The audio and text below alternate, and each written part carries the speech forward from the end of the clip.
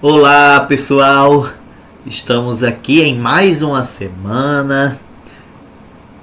Vamos aos objetivos da videoaula. Então, o objetivo geral, que vai perpetuar durante esta semana, ensinar os conteúdos de dilatação térmica, certo? É um dos objetivos dessa semana.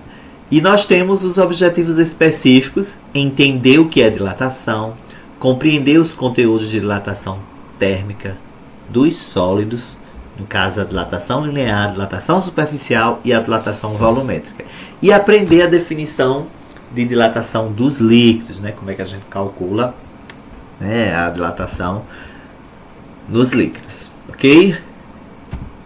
Bem, então a pergunta que não quer calar: o que é dilatação, né? O que seria a dilatação, a expansão ou contração, né? Qual seria essa definição para dilatação ou expansão de um corpo, né? De um objeto, de um corpo, né? Material, seja no estado sólido, líquido ou gasoso, né?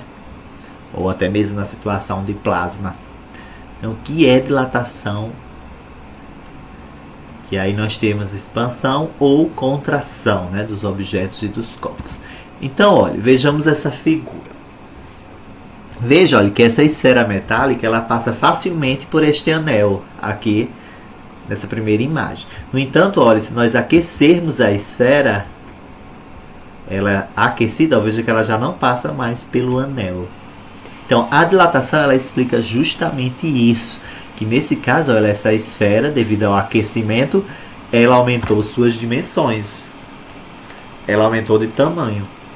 Então, isso é dilatação, ou seja, quando os corpos eles aumentam, né, eles se expandem, aumentam de tamanho devido estarem submetidos a uma variação de temperatura, né? E essa variação de temperatura vai aumentar esse grau de agitação das moléculas, e aí essas moléculas vão se afastar.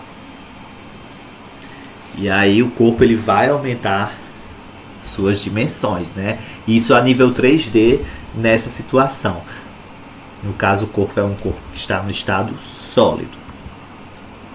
Essa outra imagem ela também explica, né, a questão da dilatação. Ela também é explicada por este conteúdo.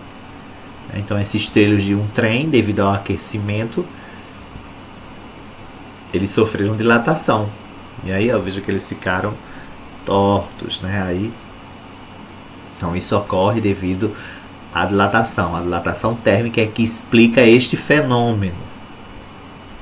No caso aqui, ocorreu a expansão, né? O aumento do corpo. Uma outra situação, olha, que é explicada neste conteúdo, né? Esta imagem, o azulejo, não é? Que também se expandiu, né? Por isso que se deixa esse espaçozinho entre os azulejos, devido a essa questão da dilatação, certo? Da expansão dos corpos. Todas essas três situações aqui ocorreram em expansão, mas o corpo ele também pode se contrair, diminuir suas dimensões. E aqui, olha, as pontes, elas são justamente projetadas também, olha, com um certo espaço entre essas pedras, né, enorme aqui de cimento, né? Veja que deixa esse espaço justamente que nesses dias muito quentes os corpos se dilatam, né? E aí esse espaçozinho evita eles se trincarem, né, quando ocorre a dilatação. Então a dilatação térmica é a expansão ou contração de um corpo, né, quando ele é submetido a uma variação de temperatura. E ele aumenta ou diminui suas dimensões, dependendo dessa variação, se ela é positiva ou negativa. E aí nós temos, olha, que a dilatação ela ocorre nos sólidos e nos líquidos. Ou seja, o corpo ele vai estar aumentando suas dimensões ou diminuindo. No caso, na dilatação dos sólidos, nós temos esses três casos aqui: a dilatação linear, que é o aumento do comprimento do corpo, uma dilatação superficial, que ocorre o aumento da área, e a dilatação volumétrica, que ocorre o aumento do volume. E aí nós temos também a dilatação dos líquidos. Então a dilatação térmica ela abrange tanto a dilatação dos sólidos como dos líquidos. A dilatação volumétrica, que trata do volume, ela é mais completa, porque estaria tratando aí as 3 dimensões do corpo, e é o que acontece no real. Porém, nós fazemos esse estudo didaticamente em linear, superficial e volumétrico para ficar melhor didaticamente para vocês entenderem, né? Esse aumento das dimensões dos corpos, ok? Bom, no termômetro de líquido, vimos que quando a temperatura aumenta, o volume aumenta, não é? Esse fenômeno é conhecido como expansão térmica, justamente porque o corpo ele está aumentando suas dimensões, isso a nível molecular, e as moléculas elas tendem a se afastar uma da outra, aí o corpo ele se expande, aí estaria ocorrendo uma expansão térmica. Cada material, cada substância tem um valorzinho que é chamado de coeficiente de dilatação, que é uma característica de cada material, certo? E nós vamos ver isso mais na frente. Juntas de expansão térmica devem ser incluídas em edifício, juntas em estradas, em trilhos de estrada de ferro e pontes para compensar as mudanças nas dimensões que ocorrem com as variações de temperatura. Então eles colocam essas juntas de expansão térmica, que é basicamente o que ocorre nessa imagem. Olha. Na questão da ponte, olha, eles deixam esse espaçamento aqui, prevenindo justamente a dilatação dos corpos. Aqui no azulejo, como o espaçamento foi muito pequeno entre um e outro, aí acaba correndo essa situação. Tá bom?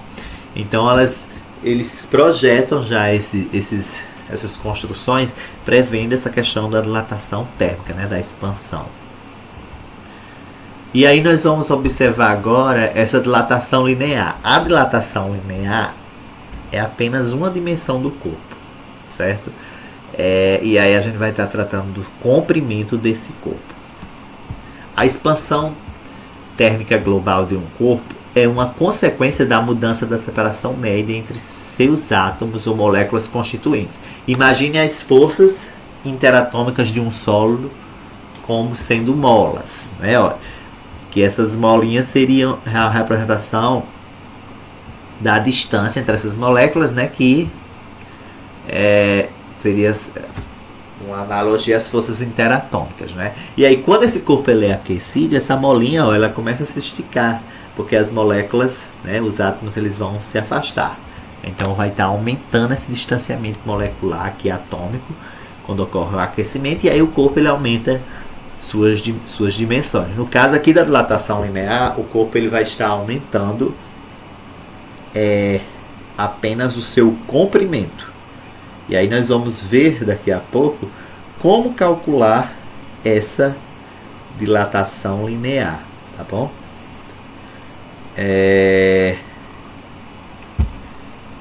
E aqui na linear vai ocorrer o aumento do comprimento do corpo. Então, olha, o aumento da temperatura ele corresponde a um aumento da distância média, não é, entre essas partículas, entre as moléculas, à medida que os átomos se afastam, todas as dimensões do material aumentam. Né?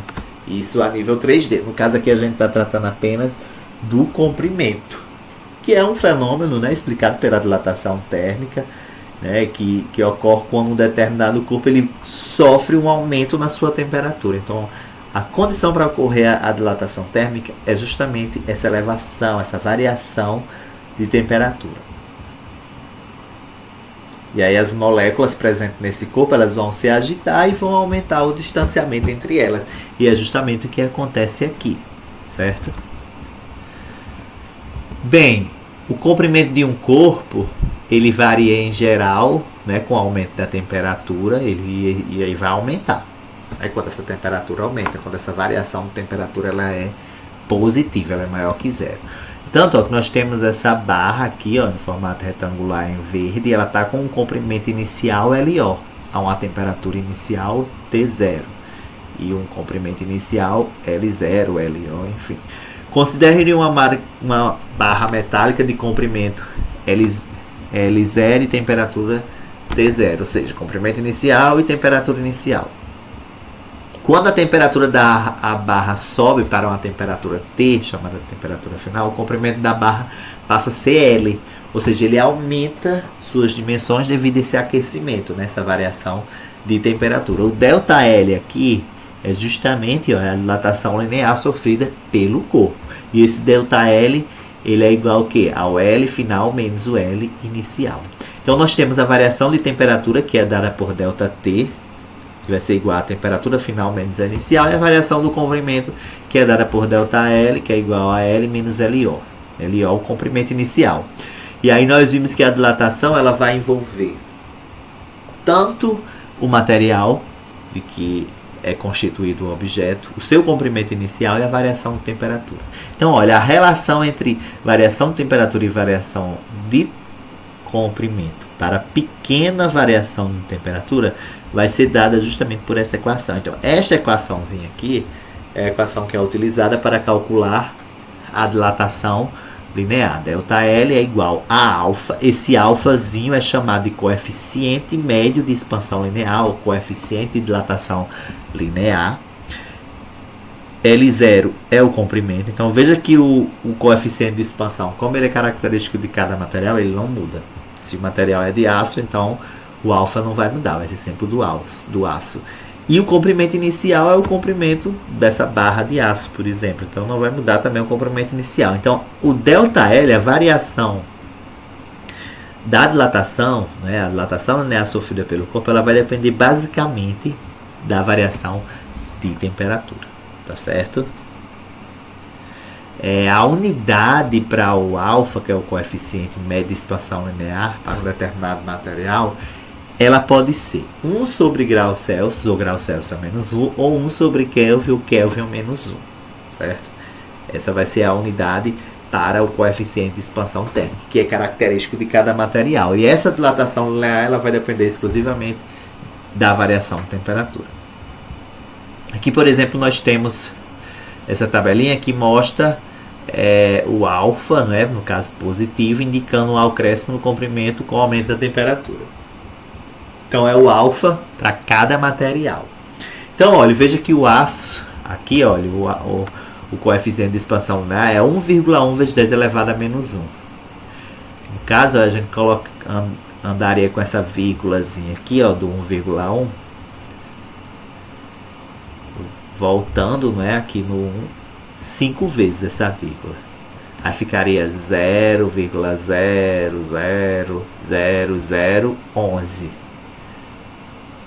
graus Celsius a menos 1. O que isso significa? Que a cada variação de 1 grau Celsius, o corpo ele está aumentando suas dimensões, certo?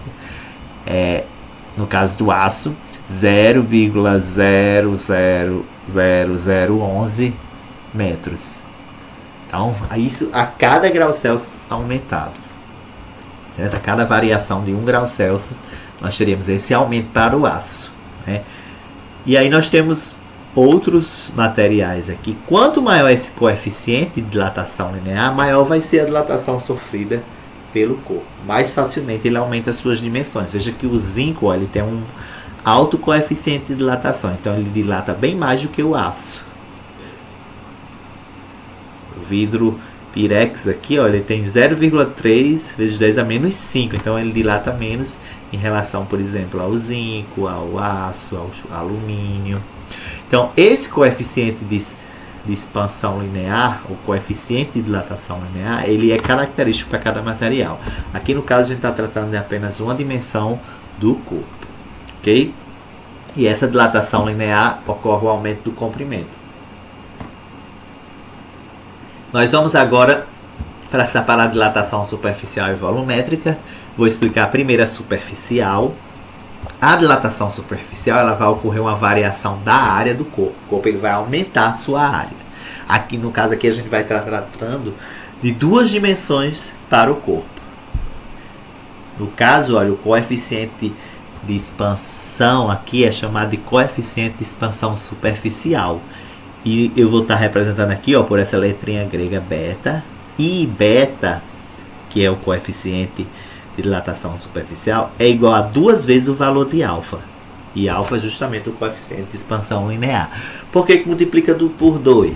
Multiplica por 2 porque aqui nós estamos tratando de duas dimensões. Certo? Duas dimensões que o corpo vai estar aumentando. já que a gente está tratando da área. Então a dilatação superficial é o aumento da área de um objeto provocado pelo aumento da sua temperatura. Ela segue as mesmas leis da dilatação linear, porém aqui a gente vai estar tratando da área. Se a área original é a zero, né, que seria a área inicial, ao elevarmos a temperatura de ΔT, a área passa a ser A, que é a área final, sofrendo uma dilatação ΔA igual à área final menos a área inicial, dada por. E aí essa variação da área ela vai depender exclusivamente da variação de temperatura, porque o coeficiente de dilatação superficial é constante, que depende do material, e o comprimento inicial também. Então, à medida que você aumentar essa temperatura, maior vai ser a variação da área, ou seja, maior vai ser a dilatação superficial sofrida por este corpo, né, específico. E aí não esqueçam que o coeficiente de dilatação superficial você multiplica por 2. Se, por exemplo, a questão der o valor do coeficiente de dilatação linear e estiver tratando da dilatação superficial, você vai ter que multiplicar esse alfa por 2, porque aqui na dilatação superficial nós estamos tratando de duas dimensões, ok?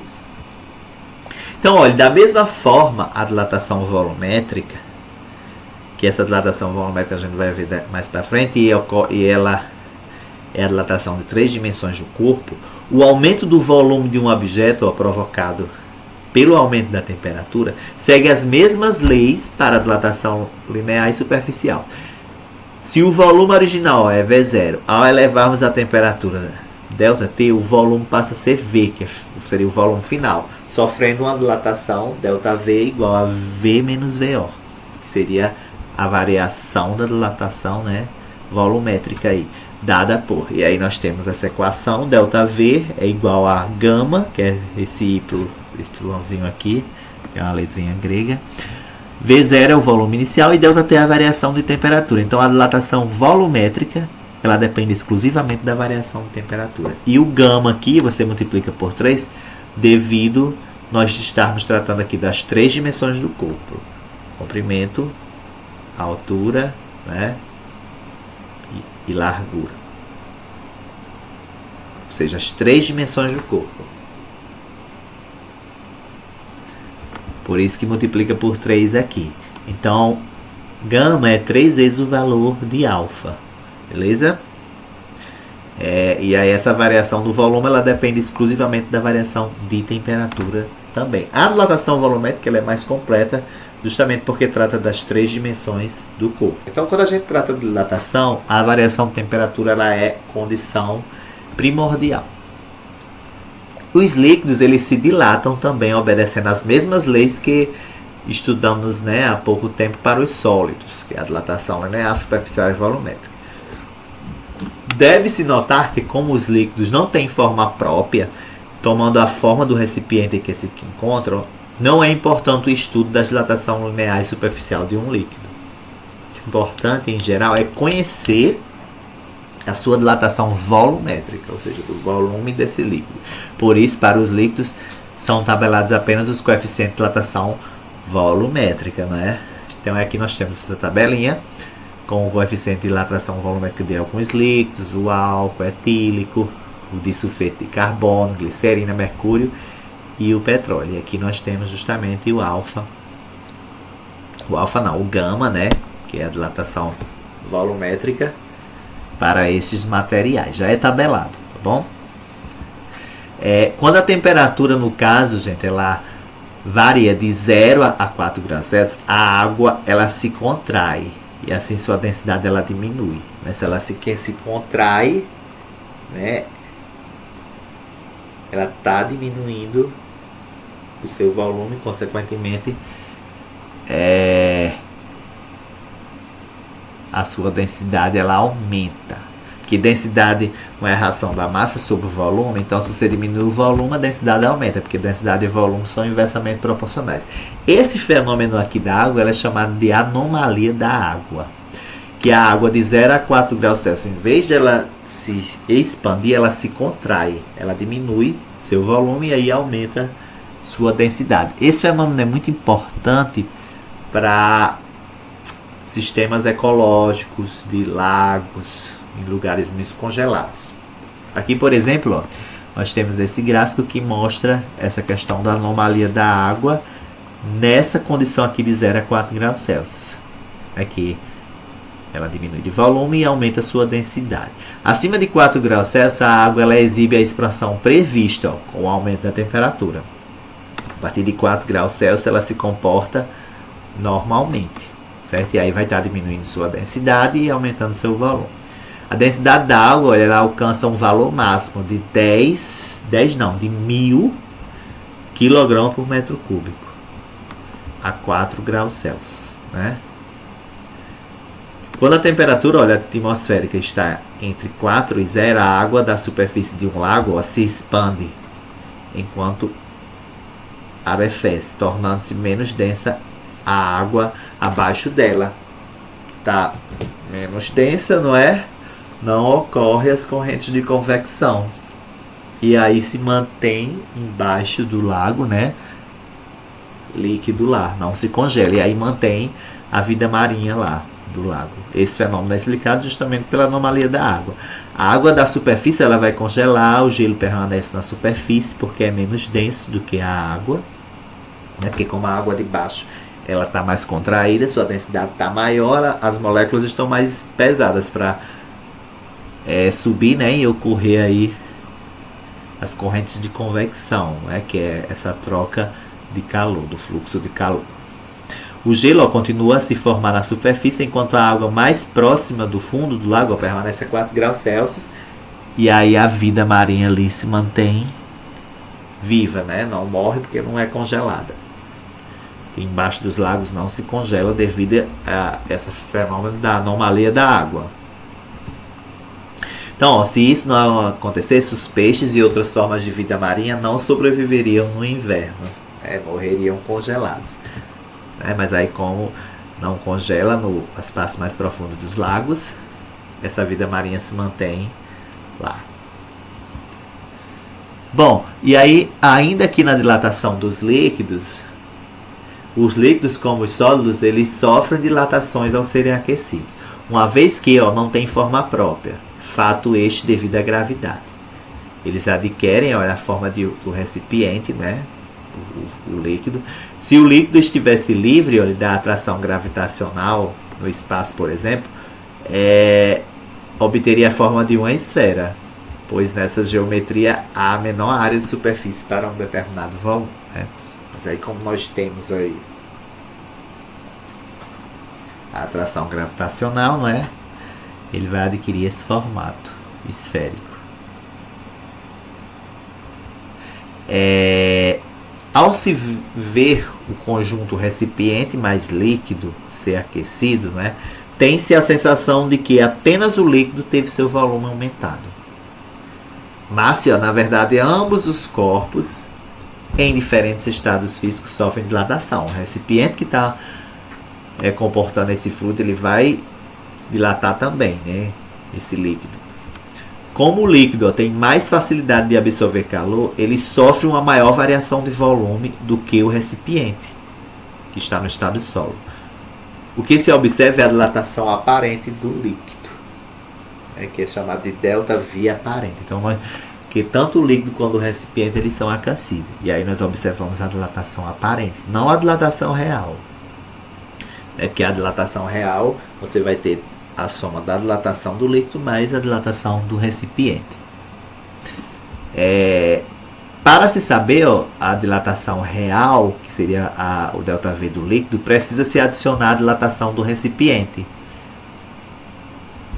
ΔV recipiente. E para isso deve-se conhecer os coeficientes de dilatação volumétrica do líquido e do recipiente. Então tem que saber qual é o alfa do líquido e do recipiente que está comportando esse líquido. A dilatação real do líquido é, portanto, a dilatação aparente, somada à dilatação do recipiente. Então, olha, nós temos aqui que a variação da dilatação real é igual à soma da variação da dilatação aparente mais a variação da dilatação do recipiente. E aí, nós temos aqui essa ilustração desse objeto aqui totalmente cheio de água, né? Aí quando ele é aquecido, o líquido ele é extravasado. Essa quantidade de líquido extravasado, ela vai representar justamente a dilatação aparente. Não é a dilatação real, porque o recipiente está se dilatando também e esse espaço está sendo preenchido por líquido. Então a dilatação real é a soma da dilatação aparente mais a do recipiente. E essa dilatação, né, aparente é apenas a dilatação do líquido. Os gases eles também se dilatam, né, já que os gases também se classificam como fluidos, né? E os gases eles têm ainda mais facilidade de absorver calor que os líquidos. Por isso, ó, são substâncias comumente utilizadas em experimentos termodinâmicos. Para que os balões possam levantar voo, por exemplo, o gás que preenche o seu conteúdo deve ser aquecido. A expansão volumétrica é tão intensa que a densidade do gás dentro do balão ele torna-se menor que a densidade do ar da atmosfera, fazendo com que o balão comece a flutuar. Então, isso é a explicação para dilatação dos gases. Bom, estas são as referências da videoaula. Até mais, pessoal! Questão muito boa, essa do Enem 2009, sobre dilatação térmica. Vamos lá para a leitura. Durante uma ação de fiscalização em postos de combustíveis, foi encontrado um mecanismo inusitado para enganar o consumidor. Durante o inverno, o responsável por um posto de combustível compra álcool por 0,50 por litro a uma temperatura de 5 graus Celsius. Para revender o líquido aos motoristas, instalou um mecanismo na bomba de combustível para aquecê-lo, para que atinja a temperatura de 35 graus Celsius, sendo o litro de álcool vendido a R$ 1,60. Diariamente, o posto compra 20 mil litros de álcool a 5 graus Celsius e os revende. Com relação à situação hipotética descrita no texto, e dado que o coeficiente de dilatação volumétrica do álcool é de 1 vezes 10 elevado a menos 3 graus Celsius a menos 1, desprezando-se o custo da energia gasta no aquecimento do combustível, o ganho financeiro que o dono do posto teria obtido devido ao aquecimento do álcool após uma semana de vendas estaria entre: letra A, 500 e R$ 1.000, letra B, 1.050 e 1.250, letra C, R$ 4.000 e R$ 5.000, letra D, estaria entre R$ 6.000 e R$ 6.900, ou letra E, estaria entre R$ 7.000 e R$ 7.950, certo? Então, a questão que envolve dilatação, é importante vocês saberem um pouco sobre esse conteúdo. Falando um pouco aqui sobre a dilatação térmica, vocês devem estar se perguntando, mas professor Ítalo, o que é dilatação térmica? Então, em física, dilatação térmica é o nome que se dá ao crescimento das dimensões de um corpo, ocasionado pelo aumento de sua temperatura. Divide-se em dilatação dos sólidos e dilatação dos líquidos. Eu vou falar hoje para vocês sobre a dilatação dos sólidos, certo? E a dilatação térmica ocorre, certo? Um aumento do afastamento molecular, certo? Das substâncias. No caso do estado sólido, certo? As moléculas elas estão mais organizadas. E aí, quando são aquecidas, essas moléculas se afastam, né? Ocorre um aumento da sua energia cinética. Então, na dilatação dos sólidos, ela ocorre através de 3 formas: dilatação linear, dilatação superficial e dilatação volumétrica, certo?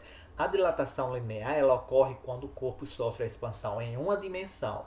Geralmente essa dimensão é o comprimento, certo? E aí nós temos uma equação para calcular justamente a variação da dilatação linear. ΔL igual a LO, multiplicando aí alfa, que multiplica a variação de temperatura, certo? LO, no caso, é o comprimento inicial, alfa é o coeficiente de dilatação linear, certo? Que é característico de cada material, e a variação de temperatura aí sofrida por esse corpo. Então, basicamente, a dilatação linear ela vai depender basicamente da variação de temperatura. Quanto maior for a variação de temperatura, maior vai ser a dilatação linear desse material, tendo em vista que o comprimento inicial não tem como ser alterado, muito menos o coeficiente de dilatação linear. Essa variação de temperatura é a temperatura final menos a temperatura inicial. E o ΔL, no caso, é o comprimento final menos o comprimento inicial, certo? Passando agora para a dilatação superficial, aqui nós vamos observar a expansão em duas dimensões, certo? Lineares, ou seja, na área total do corpo. Então, a dilatação superficial aqui vai tratar da variação da área de um corpo no estado sólido. E no caso aqui, ó, ΔS é a variação da área, ou seja, a área final menos a área inicial. Então, esse ΔS vai ser igual ao produto de beta. Beta aí é o coeficiente de dilatação superficial, certo? O SI, no caso, é a área inicial, certo? E o ΔT é a variação de temperatura. Então, basicamente, a dilatação superficial ela vai depender exclusivamente da variação de temperatura também. Toda e qualquer dilatação ela depende exclusivamente da variação de temperatura. Tendo em vista que seja seu comprimento ou sua área inicial, não tem como ser alterado. E o coeficiente de dilatação também não. O que a gente tem que observar aqui em relação ao coeficiente de dilatação superficial, que é representado por essa letrinha grega beta, beta é igual a 2 vezes o valor de alfa. Tendo em vista que aqui a gente está tratando de duas dimensões, certo? E a dilatação volumétrica ela é mais completa, que ocorre justamente nas três dimensões do corpo, tanto na altura como no comprimento, quanto na espessura, ou seja, é uma dilatação 3D, digamos assim.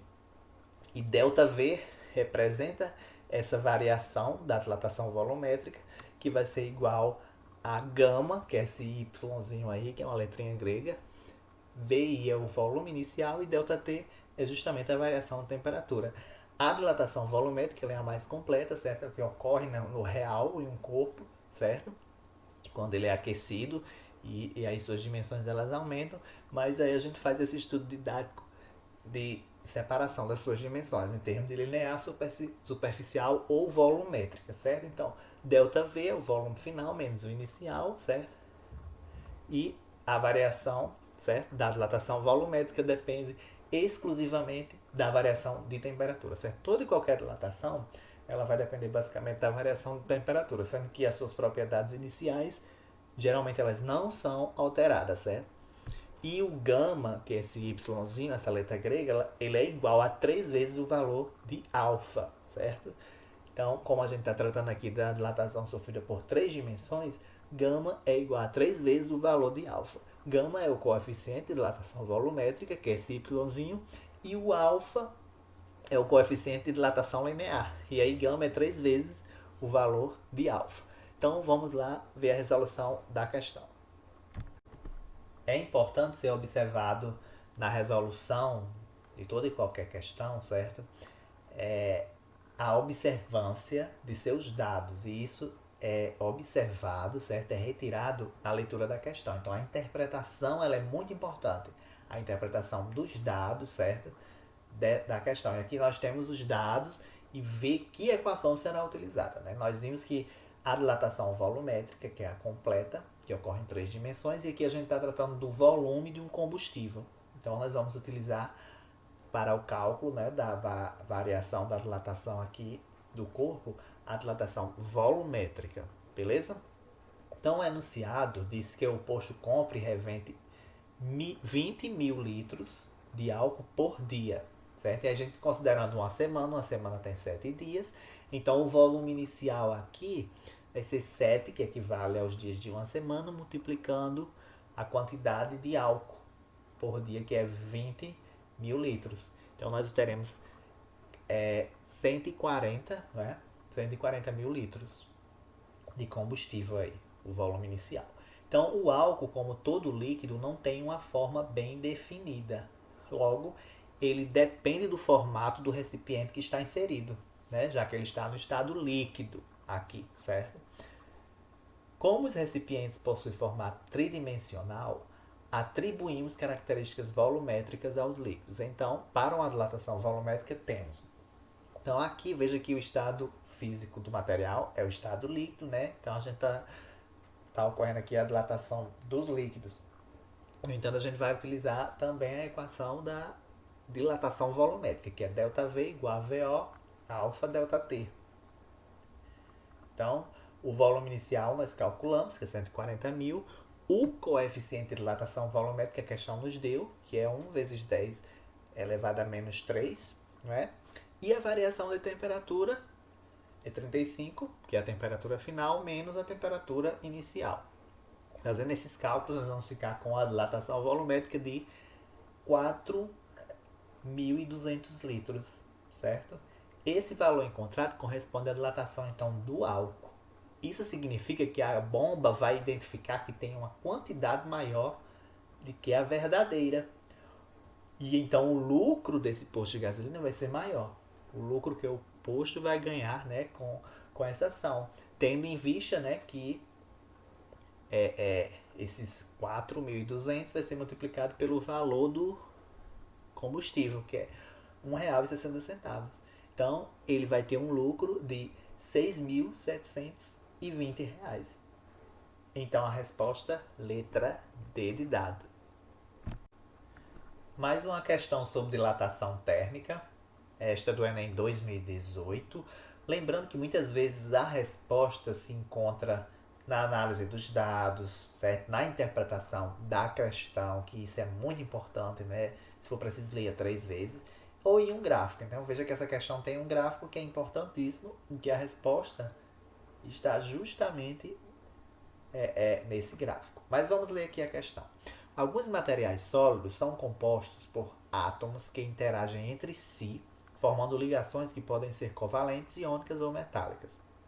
A figura apresenta a energia de potencial de ligação em função da distância interatômica em um sólido cristalino, que é justamente essa figura aí que é esse gráfico. Analisando essa figura, observa-se que, na temperatura de 0 Kelvin, a distância de equilíbrio da ligação entre os átomos corresponde ao valor mínimo de energia potencial. Acima dessa temperatura, a energia térmica fornecida aos átomos aumenta sua energia cinética e faz com que eles oscilem em torno de uma posição de equilíbrio média, círculos cheios, que é diferente para cada temperatura. A distância de ligação pode variar sobre toda a extensão das linhas horizontais, identificadas com o valor da temperatura, de T1 a T4, como a gente observa aí no gráfico. E essas temperaturas elas são crescentes, ou seja, a temperatura está aumentando. O deslocamento observado na distância média revela o fenômeno da letra A, ionização, letra B, dilatação, letra C, dissociação, D, quebra de ligações covalentes, ou F, formação de ligações metálicas. Então, é uma questão bem óbvia. Nós observamos aí de T1 a T4 que a distância interatômica está aumentando. Se essa distância interatômica está aumentando, né, está sendo fornecida energia, né, aos átomos, que está aumentando a sua energia cinética, né, entre essas moléculas. Então, o que é observado aí? A dilatação. Então, essa foi uma questão que o gráfico já nos dava basicamente ali a resposta, não é? Então, é possível ver no gráfico que há uma variação no comprimento da ligação, conforme a temperatura se altera, que caracteriza justamente uma dilatação do composto, né? Que a distância interatômica lá estava aumentando. Então, a resposta é a letra B de bola.